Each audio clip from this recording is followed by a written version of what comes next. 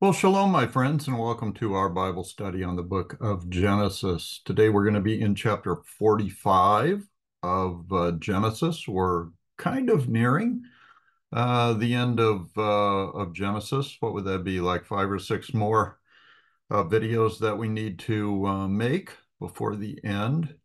So, as we usually do, I want to spend a little bit of time at the beginning here going through my PowerPoint and providing some background information, mainly about what's gone before in the book of Genesis in the chapters previous to the one that we're going to focus on today.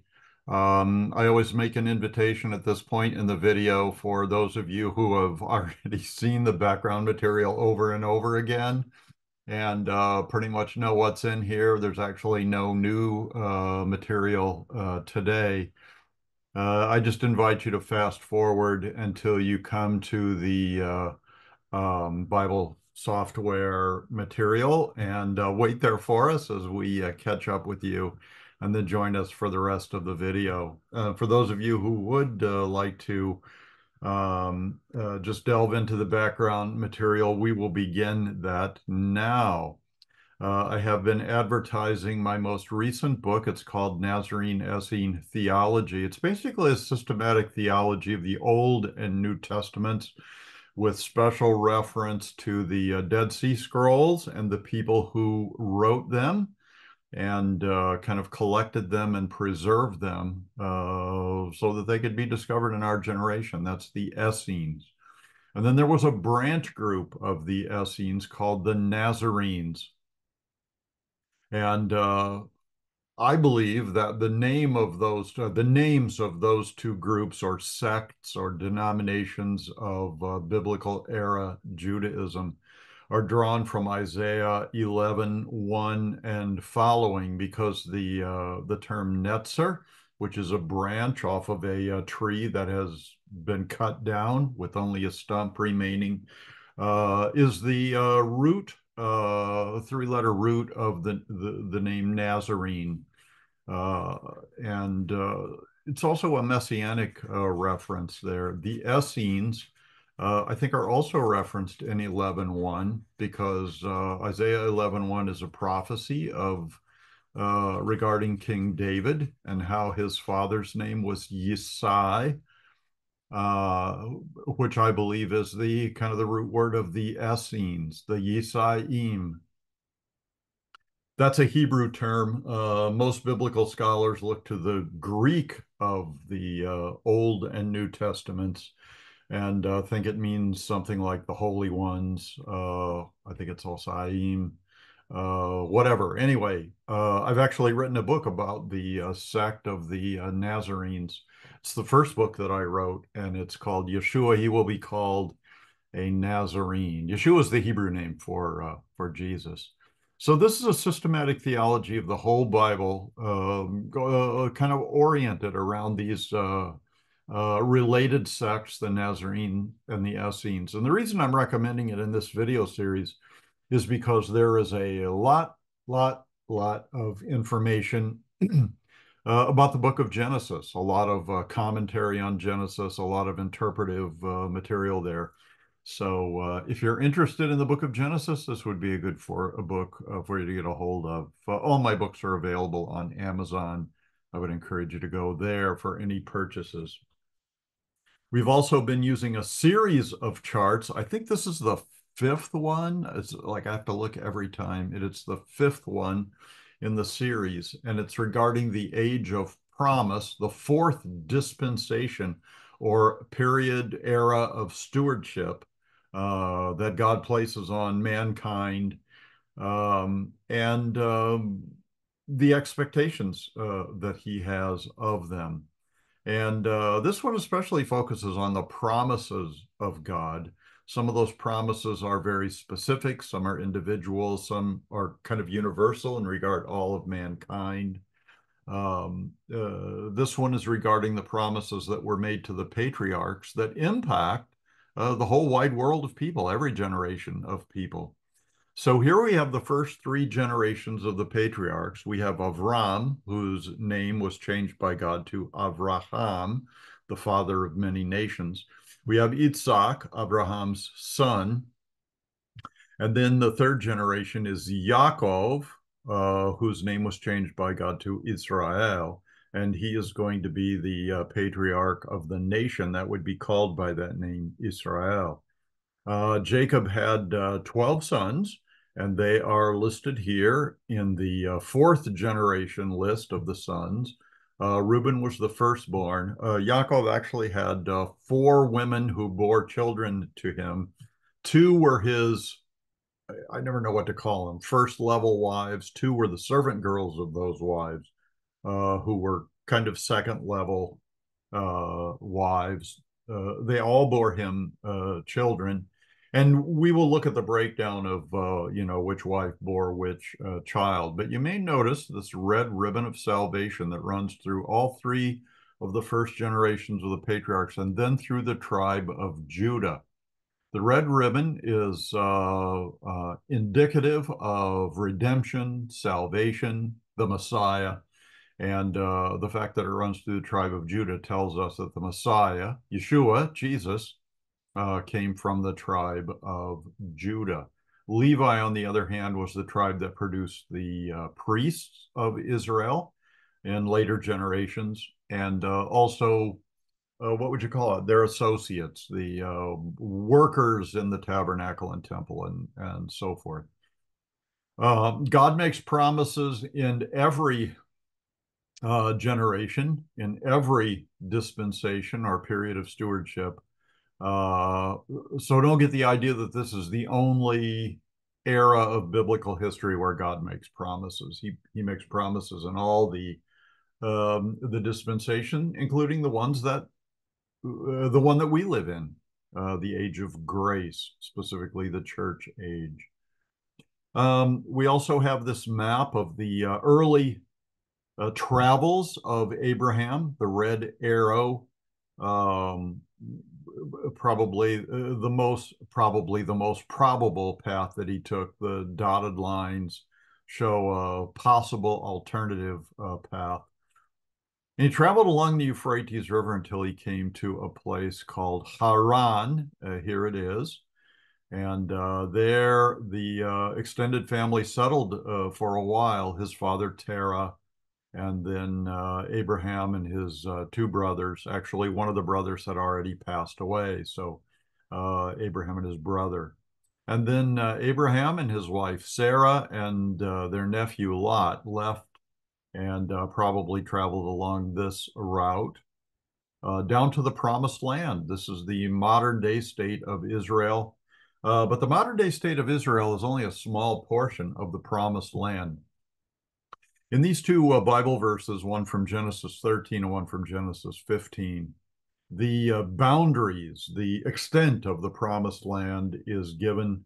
And the best way to summarize that is drawn from Genesis 15, which says that the Promised Land, the land that God is promising to Abraham, Isaac, and Jacob and their offspring, their descendants, is from the river of Egypt on the west. So I take that to be the Nile River, to the great river Euphrates, which we see here under that red arrow, on the north and to the east. So the red lines on this map kind of define the boundaries of the Promised Land. And it's a big parcel of land that has never been completely fulfilled by the descendants of Abraham, Isaac, and Jacob. But I believe it will be fulfilled in the future in the Messianic kingdom. Some people know it as the millennial kingdom or the 1,000-year kingdom, described in Revelation 20 and many other places in the Bible. Here is the family tree of Abraham, beginning with Terah at the top, his two brothers Haran and Nahor. Haran died before they reached Haran. And these two are spelled differently. The city of Haran is not named after him. I think Haran, the brother, is spelled with a chet, and the city with a hey. Similar words, but different. And so Lot was left without a father, and I think maybe Avram and Sarah kind of informally or maybe formally adopted him into their family. So he traveled south with them. One of the promises that God makes to Abraham is that he would be a father of many nations. That text from Genesis 17 is highlighted in the yellow here. And then on the family tree diagram, we have highlighted in yellow all of the nations that did come from Avram. The exception being those that came from Lot, and his sons were named Moab and Ammon, and they produced the nation of the Moabites and the nation of the Ammonites. Then we have the Israelites, which is the main focus of the Bible, Old and New Testaments. We also have the Ishmaelites, who descended from Abraham's son Ishmael through Hagar, one of the maidservants, the servant girls living in the house. Hagar was from Egypt. And then in the next generation, we have Esav coming from the union of Isaac and Rebekah. And he produced a nation of people called the Edomites. We also have the Ishmaelites and the Moabites on our map. We don't really, this arrow just points to the name Ishmaelites. The map doesn't go far enough south to put them in Midian, where most of them settled. And it was Midianites and Ishmaelites that what purchased Joseph from their brothers in what would that be, chapter 37, where he's sold into Egypt. So anyway, those are some of the keepings of the promises that God made. Abraham indeed literally became the father of many nations. Here are Jacob's four childbearing women. Leah and Rachel are the two first-level wives, and then you got Zilpah, who was Leah's servant, and Bilhah, who was Rachel's servant. Rachel really is the only one he fell in love with. Leah was given to him kind of covertly and without his knowledge, and he slept with her thinking it was Rachel. So she became actually his first wife. Then he married Rachel, and I guess as kind of a wedding present, their dad, who would be what was his name? Lavan, son of Bethuel, gave these servant girls to him. And then these are the children that were born to each one, and they're color coded. The red ones came from Leah, the yellow ones from Zilpah, the blue ones from Rachel, and then the green ones from Bilhah. Like I say, Rachel was his favorite wife, and so the firstborn son that she bore to him, Yosef, became his favorite son. And it was pretty clear to all the other children in the family that Joseph was the favored one. His dad even gave him this coat of many colors, which probably actually means a coat with long sleeves, which was still kind of a sign of significance and status in the family and so forth. And then Benjamin was the younger brother that Rachel gave birth to, but she died in childbirth when Benjamin was born. In the latter chapters of the book of Genesis, Joseph's brothers sell him into slavery in Egypt, but they tell their father, Yaakov, that Joseph has been killed by a wild animal. They don't admit or confess their mistreatment of Joseph. So after Jacob is convinced that Joseph is dead, Benjamin, the youngest in the family, but a son of Rachel, becomes his favorite. And that kind of plays into the stories we've been reading recently about Joseph in Egypt. Here we have the travels of Joseph. The purple arrow indicates what would it be? The migration of the sons of Yaakov, including Jacob. So I'm sorry, including Joseph. So Joseph would be included with the group that's represented by this arrow, and then you've got the dotted arrow that shows like the further migration of Jacob's sons. I think of this dotted arrow as Joseph, who was living here around Hebron, goes in search of his brothers who were keeping the flocks up here in Dothan. So he goes looking for his brothers. And his pattern in these chapters of the Bible is not to go and help his brothers, but to kind of observe them and then go back and give his father a report. And it usually wasn't a favorable report. He kind of tattled on them. And so he was very unpopular with his brothers. And then you add to that the fact that he had a couple of dreams that he shared with his family members that showed him in a superior status over not only all the other brothers and children in the family, but also over the mom and dad, over Yaakov and his many wives.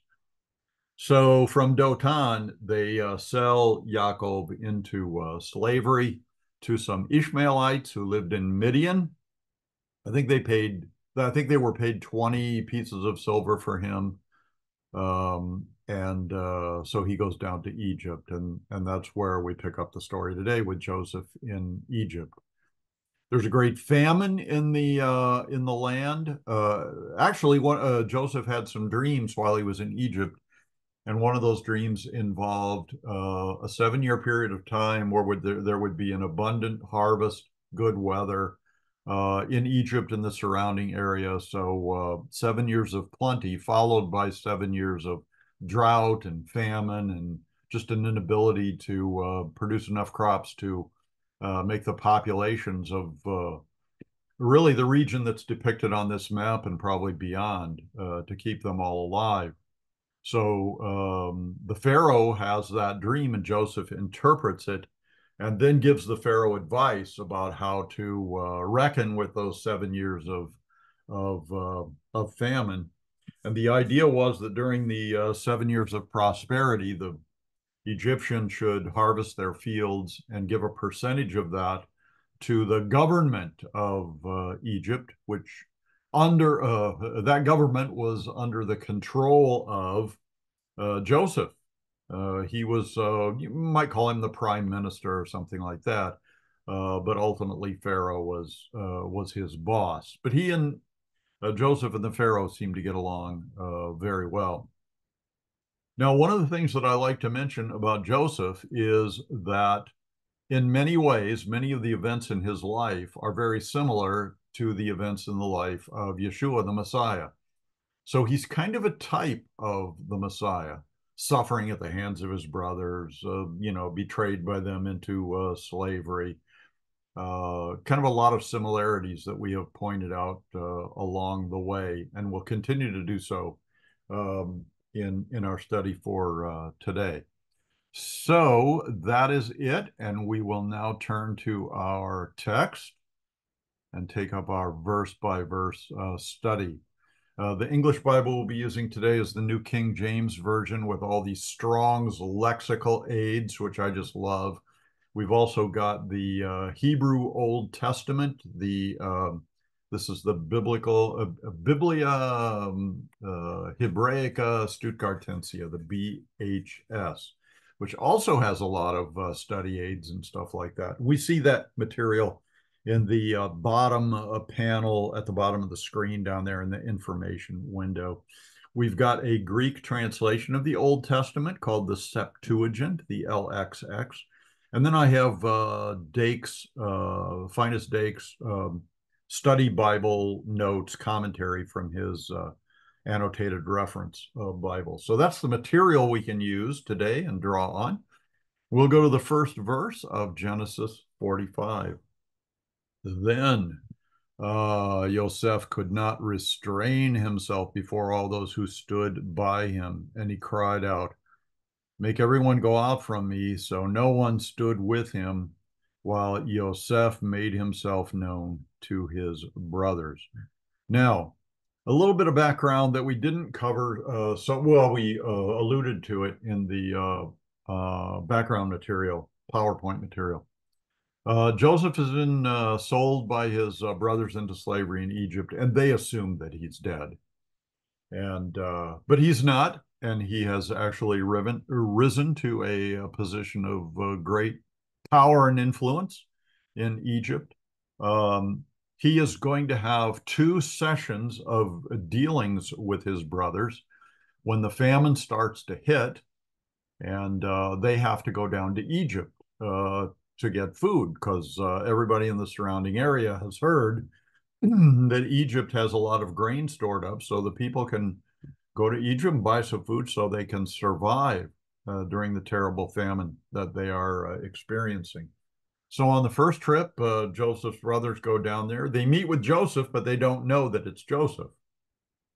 And he accuses them of being spies. He recognizes them, but they don't recognize him.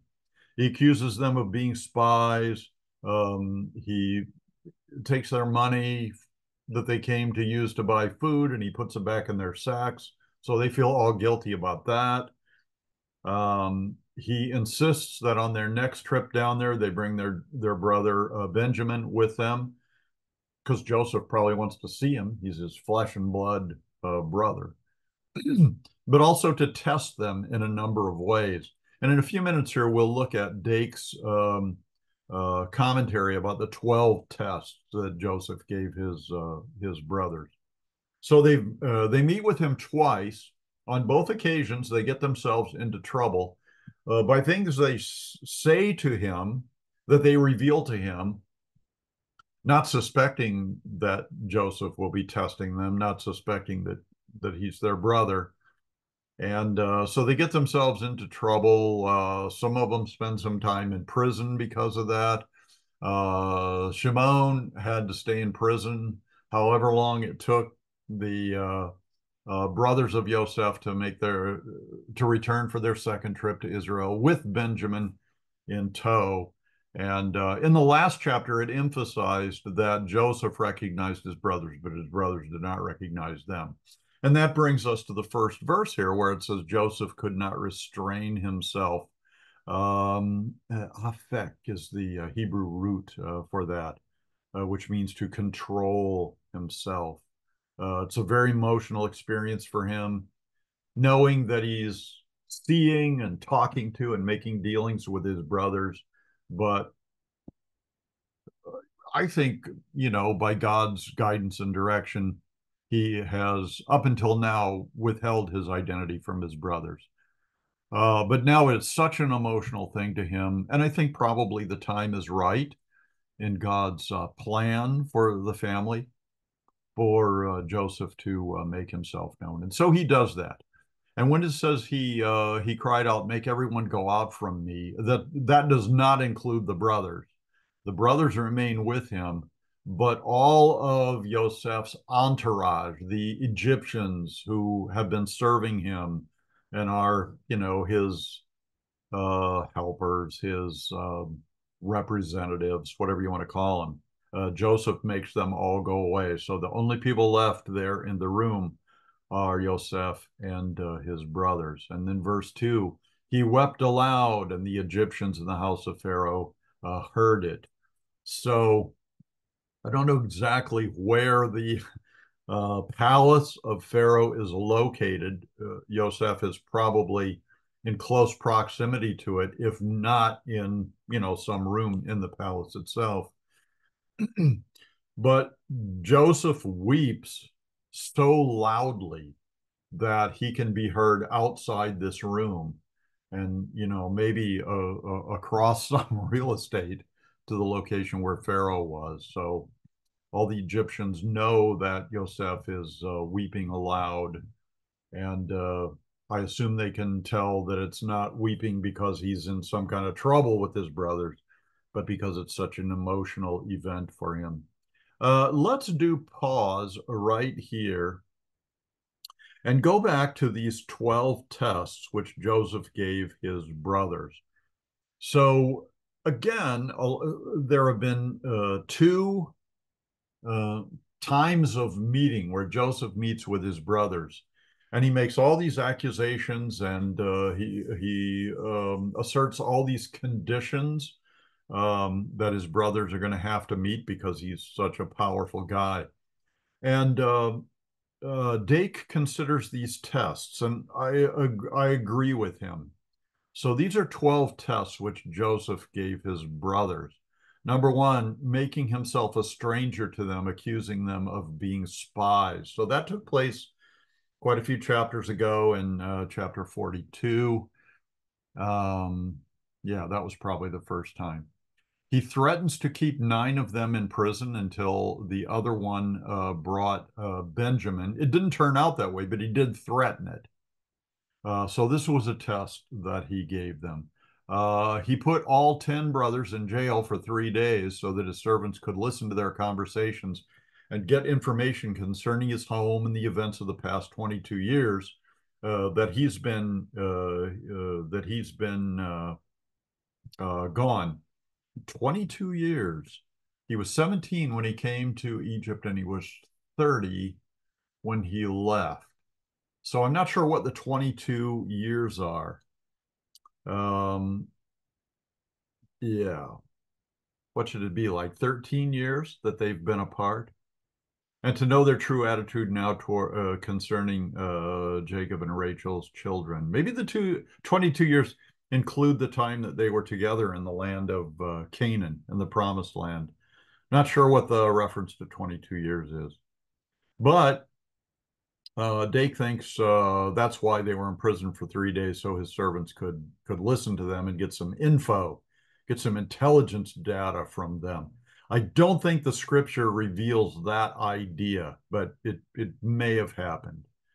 Then there was the binding of Shimon, his what is it, second oldest brother, and keeping him in prison for a whole year. I'm not sure that the Bible says that the time frame between the two visits of the brothers was a year, but it may have been a lengthy period of time, however long it took them to go through the grain that they got on their first visit.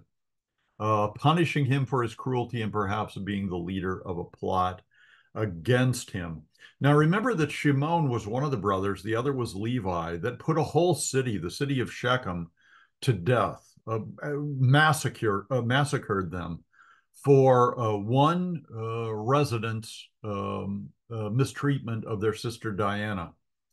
And I'm sorry, Dinah, not Diana, Dinah.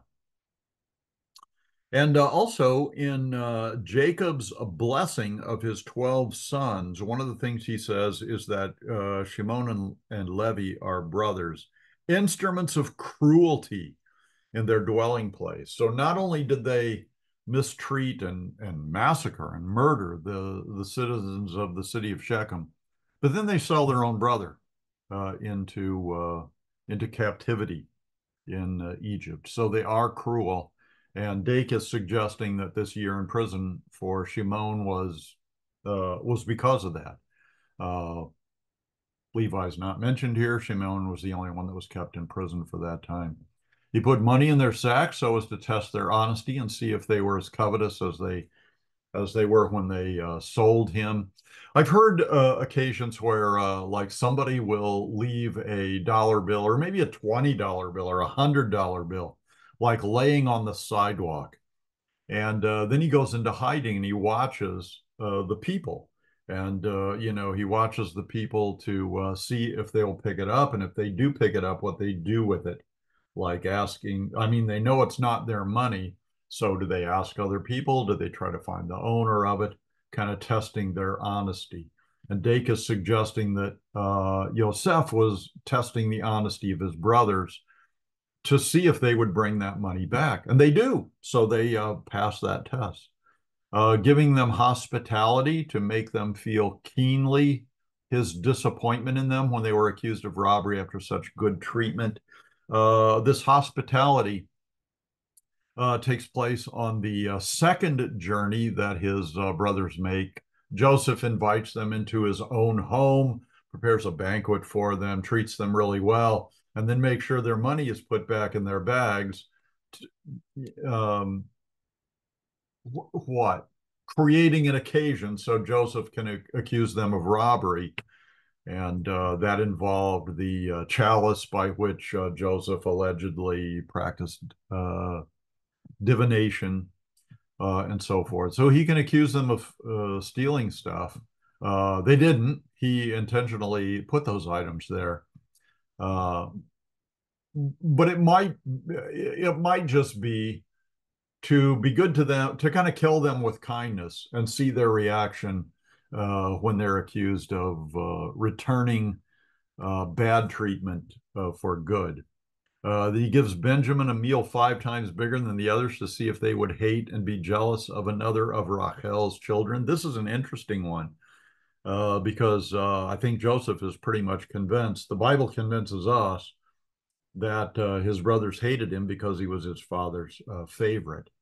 And now Dake is assuming that Benjamin, the second child of Rachel, is now his favorite. So will the brothers be as jealous of Benjamin as they were of himself, of Joseph? And will they hate him enough to do him some harm? So he puts the money back into their sacks a second time to see how they would answer when accused. We've already talked about that a little bit. Did that twice on both trips. Number 9, putting his personal cup in Benjamin's sack to see what the brothers would do if Benjamin were retained and imprisoned. And in the last chapter, one of the things that the brothers do is when the servants of Yosef catch up with them on their way back home, they are so sure that they haven't stolen anything or don't have any of Joseph's possessions on them that they say, whoever's got the item that you're looking for, we'll make sure that he's put to death, and the rest of us will be your slaves. And it turns out that Benjamin has it. So, like by their own words, by his brother's own words, Benjamin is condemned to death and the others to slavery. It doesn't turn out that way, but that's the condition that they put on that situation. Number 10, arresting them again and putting them on trial for returning good for evil, accusing them of stealing from the palace, a crime punishable by death. That's the cup that they were alleged to have, and it turned out that they did have it unknowingly, but it was in Benjamin's possession. By threatening to keep only Benjamin in prison for the crime to see if they were as anxious to get rid of their father's present favorite son as they had been to get rid of the one in the past, being Joseph. This didn't turn out that way. They are so eager and determined to get Benjamin back to their father that they'll jump through hoops to make that happen.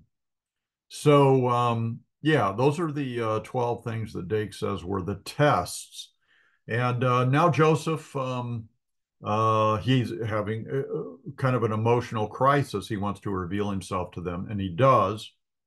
But he has some information to go on, these tests that he has caused them to go through. So then verse 3, then Yosef said to his brothers, I am Yosef. And then he asks them, does my father still live?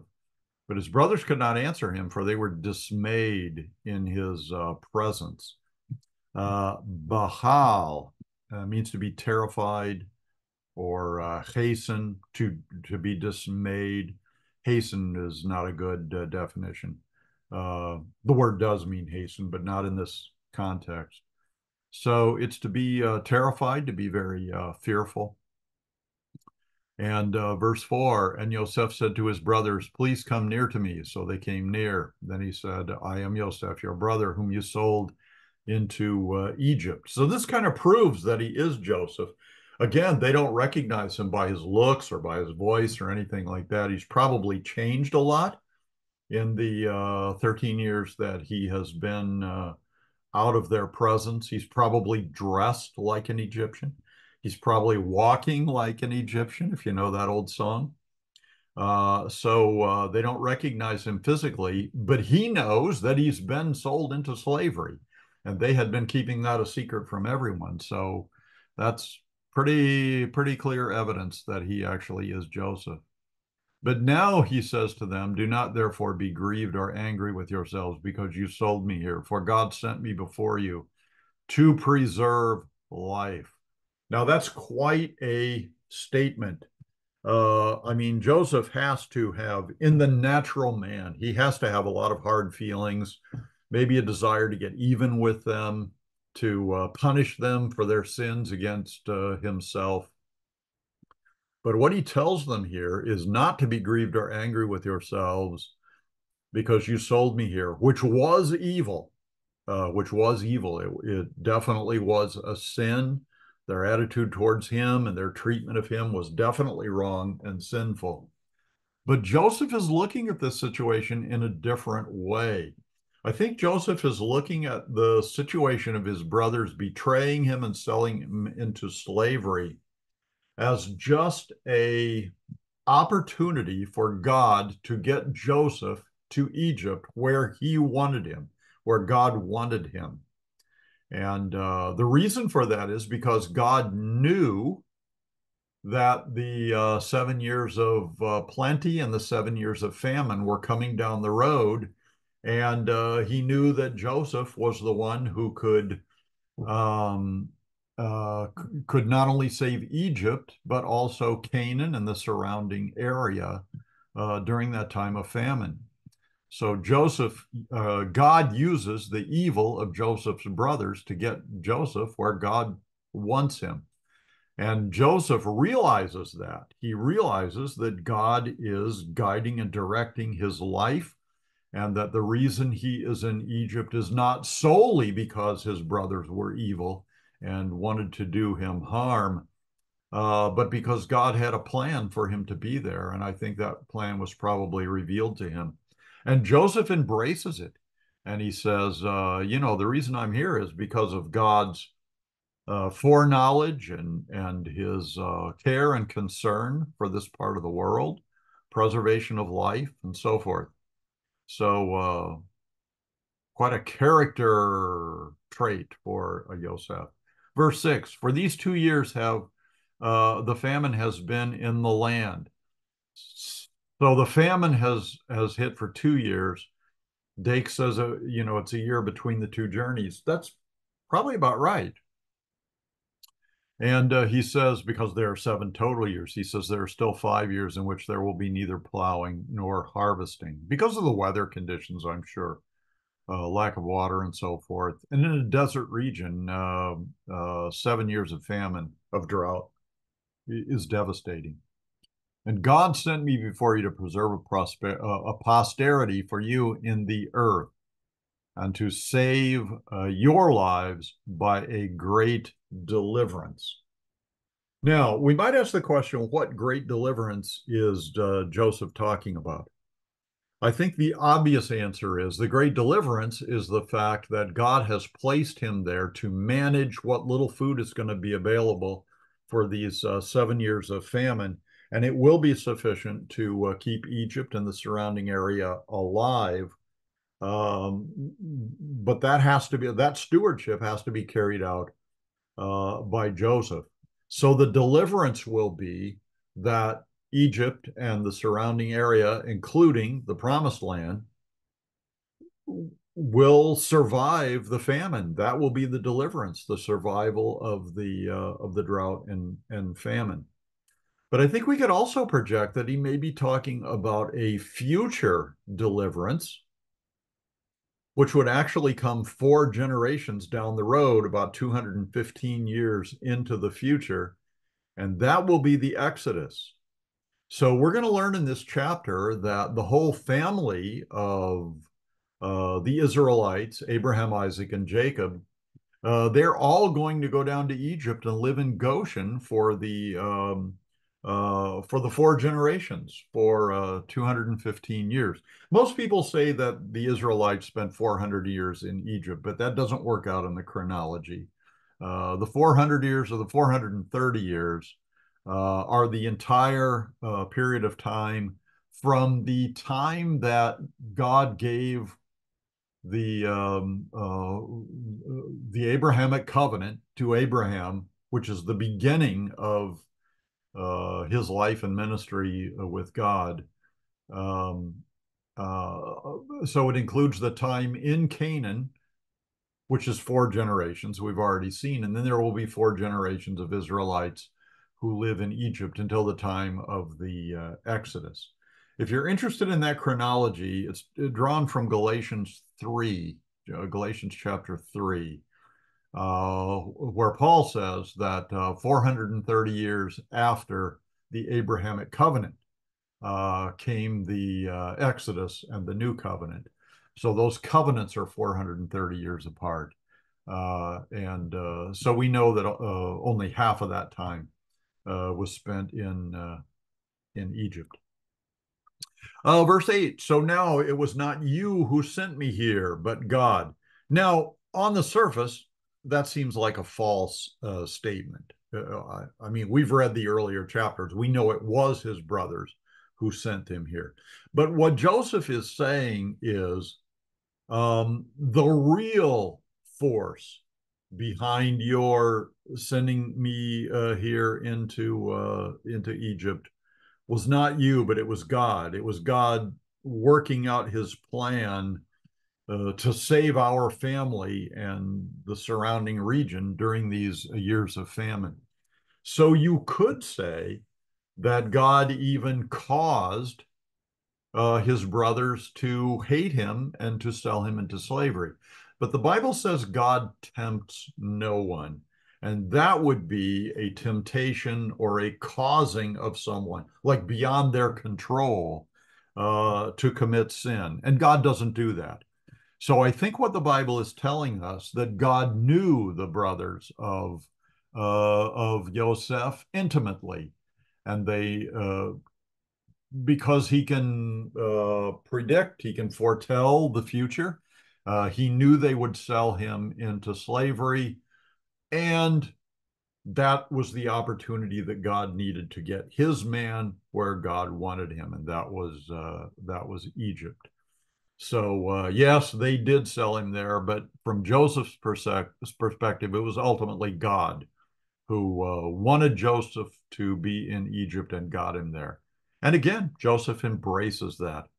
And he has made me a father to Pharaoh. Now, that doesn't mean that he was old enough to be Pharaoh's father. It just means that his Joseph's status and his wisdom would make him like a mentor, like a father nurturing and training his son to become an adult. Joseph is in that role. He is educating Pharaoh. He is blessing Pharaoh. He is informing Pharaoh of what's to come on the horizon. So, in that sense, he is in the fatherhood role, although Pharaoh is undoubtedly older than Joseph, and the Lord of all his house and a ruler throughout all of the land of Egypt. Verse 9, hurry, Joseph says to his brothers, go up to my father and say to him, thus says your son Joseph, God has made me Lord of all Egypt. Come down to me, do not tarry. So this is kind of it's like the brothers are supposed to memorize this, and when they get back to Canaan and are in the presence of their father, they're to say these exact words.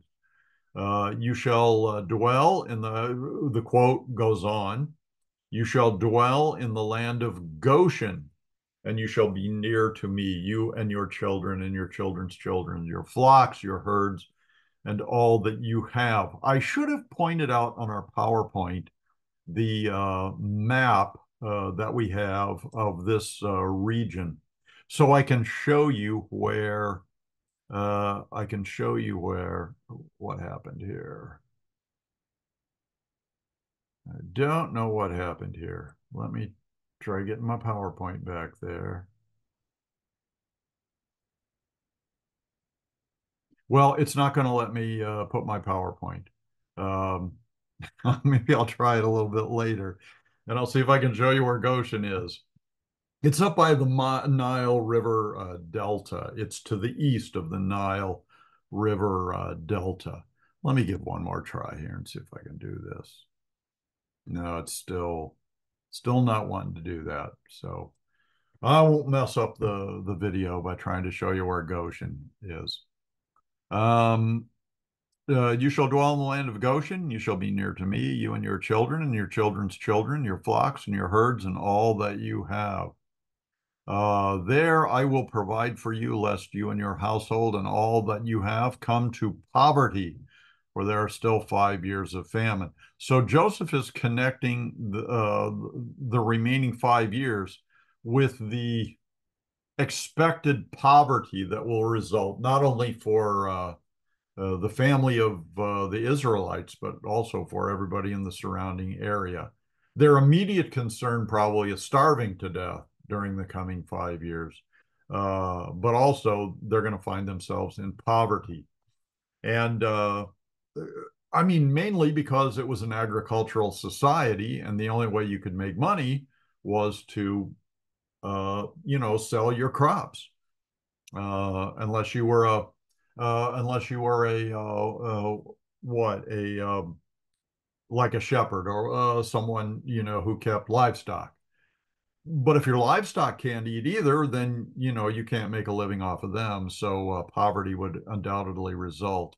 We are going to see in future chapters that it's not only the natural result of the famine that causes the Israelites and the Egyptians to become impoverished, but it's Joseph's plan.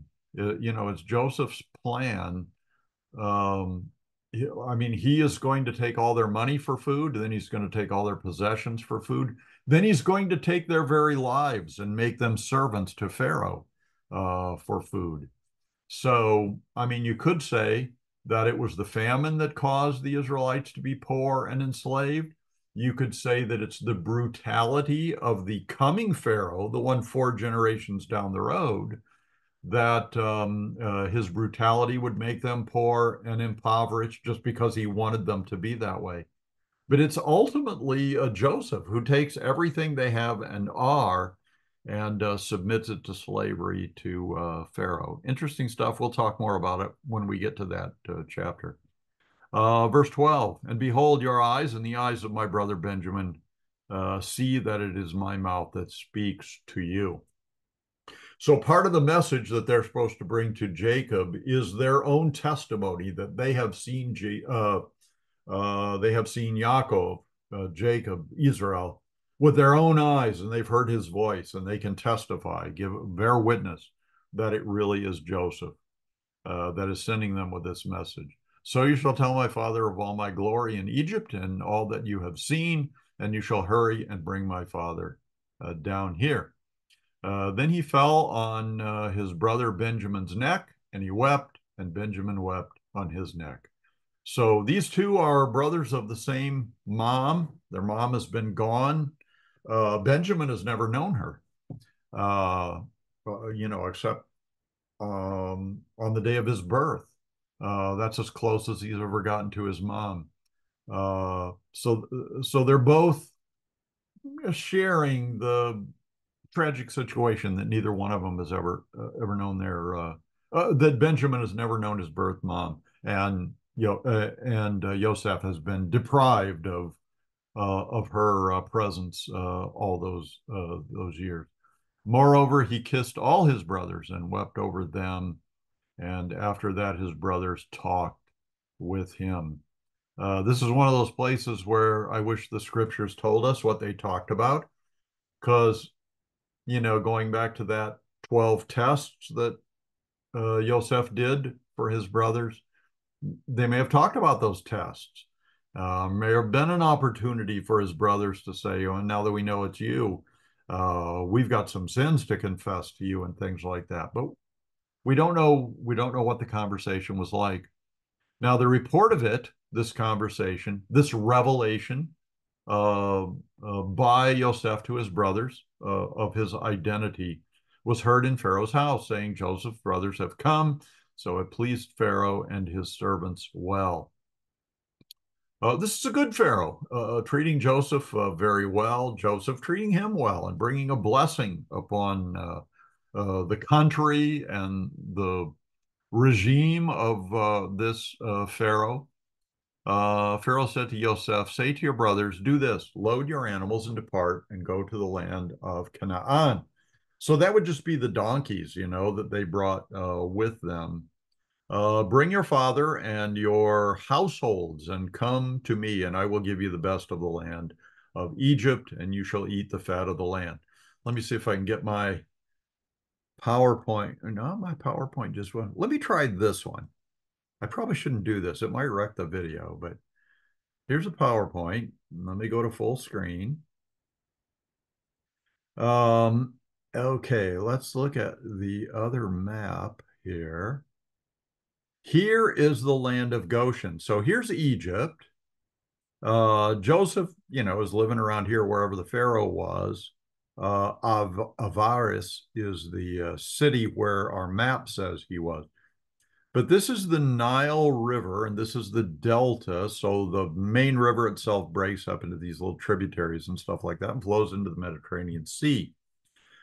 This is the land of Goshen. And because of its location and because of all the irrigation that's possible in this area, that's why it was such a fruitful land. Now, it's not going to be worth much in the 5 years to come during the famine, but at that point, it was a great place for Joseph to place his brothers.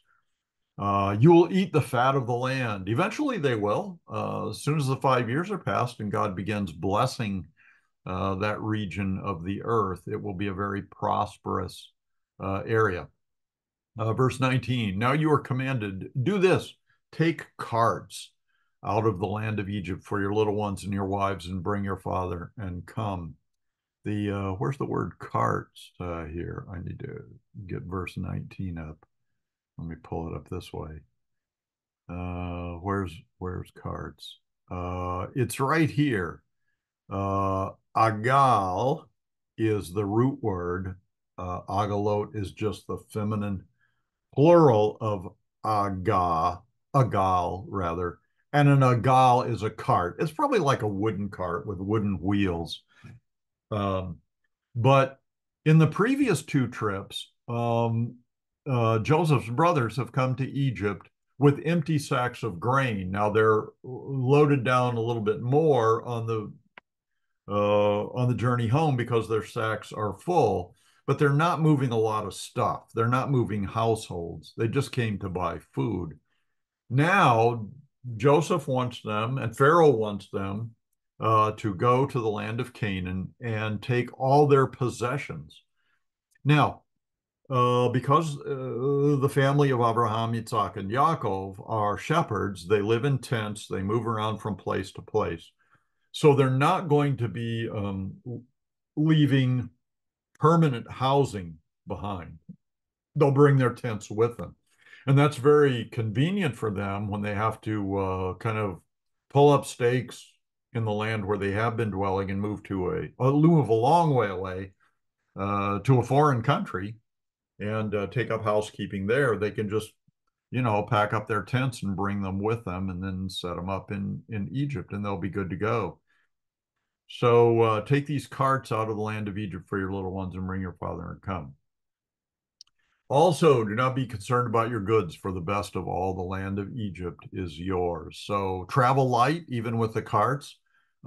Stuff you can get here in Egypt, you don't need to bring with you, which would probably be like, food items and things like that. Then the sons of Israel did so, and Yosef gave them carts according to the command of Pharaoh, and he gave them provisions for their journey, like enough food and water and stuff to get them back to Canaan and then turn around for the return trip.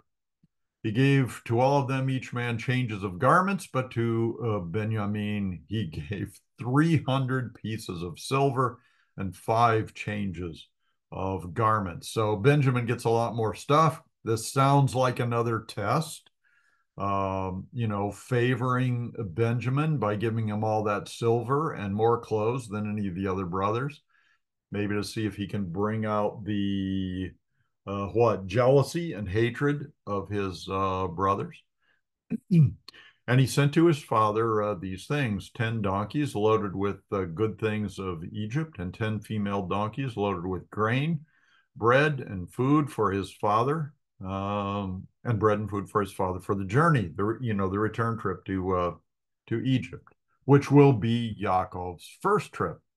So he sent his brothers away, and they departed, and he said to them, "See that you do not become troubled along the way." So what's he talking about here? The word troubled here in our text is ragaz, ragaz, and it means to quake, tremble, or be excited. So this could be what happens to like a way a person behaves when they're fearful, when they're excited, when they're angry. So it's kind of what would it be? The extreme of acting out on emotion, either in a positive or a negative way. So, I think basically he's saying, don't fight among yourselves, don't argue among yourselves, don't do anything bad to Benjamin. Don't be so emotional and so forth. Then they went up out of Egypt and came to the land of Canaan to Yaakov, their father. And they told him, saying, Yosef is still alive and he's governor over all the land of Egypt. Now, this doesn't necessarily spoil their version of the lie that they told their father, Yaakov, when they first sold him into slavery. They knew what had happened to him, they knew where he was, but they dreamed up this lie, which involved dipping the coat of many colors or the long sleeve coat into animal blood and saying, hey, we found this garment. We don't even know if it's Joseph's, but we're afraid it is. So we think a wild animal probably attacked him and now he's dead. And so that was their lie of of what happened to Yaakov. They can still stick with that. They can say, oh, we thought he was dead because of the coat and the blood, but now we're so happy because he's alive, but we didn't do anything bad to him. So they can still take that position. I think ultimately they will be honest about it and confess their sins. But anyway, Yosef is alive. He's governor over all Egypt. Jacob's heart stood still because he did not believe them. Um, and I mean, let's cut Yaakov some slack. I mean, for years he's thought his son was dead. Now here's a report that he's not. So he's going to die. Like, is this really Joseph? I was convinced that he was dead. How can he be alive in Egypt? You guys must be wrong. Must be somebody that looks like Joseph or told you he was Joseph. So he still did not believe them. But when they told him all the words which Joseph had said to them, and when he saw the carts which Joseph had sent to carry him, the spirit of Yaakov, their father, revived. So he's got a little evidence here. They tell him the words of Joseph, and it's something in the content of the words of Joseph that they quoted to Jacob that convinced him that's really Joseph. Things that only Joseph would know and could say. That proves to him. So he does believe them then. And the Bible says that his spirit of his father revived. The spirit is the thinking part of us. It's I equate it to the mind, the thinking part, the understanding part of people. And the revival of spirit that is being talked about here is the fact that that Yaakov, for 13 years or however long, has believed, based on evidence, that his son Yosef is dead. Now he has other evidence that he needs to process to allow his brain to grasp the idea that his son is still alive. So he's been living in grief Now he's probably living in something close to euphoria. So a dramatic shift in the state of mind that Yaakov is in, um, because of his having to deal with, go through the grief process, assuming his son was dead and now he's alive, and the excitement on the other end. So that's a lot for an old man to process. Then Israel said, "It is enough. Yosef, my son, is still alive. I will go and see him before I die." And that brings us to the end of our chapter. For the next video, we'll take up chapter 46. I'll go ahead and give you the priestly blessing today from Numbers chapter 6. We'll do it first in Hebrew and then in English. Yivrechecha Yahweh, vayishmarecha, Yair Yahweh panav elecha, vayuchunecha, Isa Yahweh panav elecha, vayasem lecha shalom. And that means the Lord bless you and keep you. The Lord make his face shine on you and be gracious to you. The Lord lift up his countenance on you and give you peace. Shalom, shalom, dear friends. Hope we'll see you the next time.